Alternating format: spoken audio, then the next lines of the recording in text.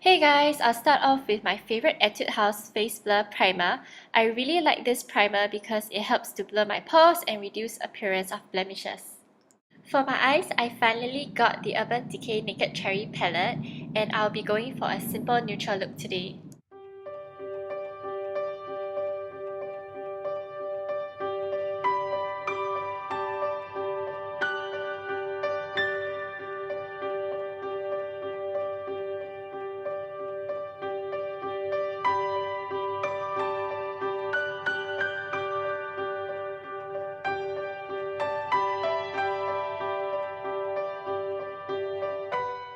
If you have stubborn straight lashes like me, I highly recommend you to try Etude House Curl Fix Mascara because it holds the curls very well. I'm using Beauty Blender's newest Electric Violet Swirl Beauty Blender. The violet marble design is just so pretty. And as usual, dampen your sponge and start dabbing away. Oh, and I'm using one of my go-to drugstore foundation, L'Oreal True Match Foundation.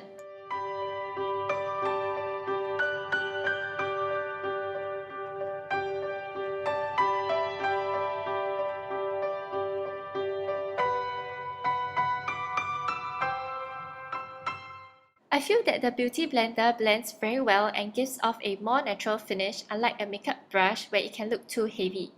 I also enjoy using the pointed tip on smaller areas of my face, like around my nose.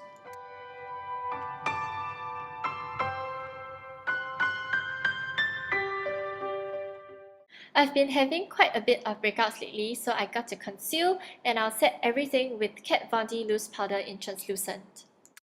I started using Heroine Mix liquid eyeliner and I love it. It doesn't budge and stays all day. A really good eyeliner that I'm sure needs no further introduction.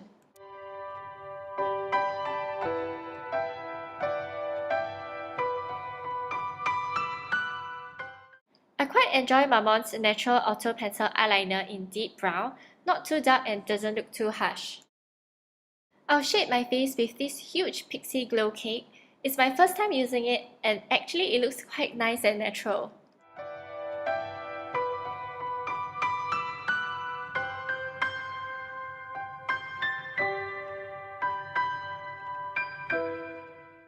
I've been enjoying this Canmake blush a lot. I think it has the perfect sweet pink look.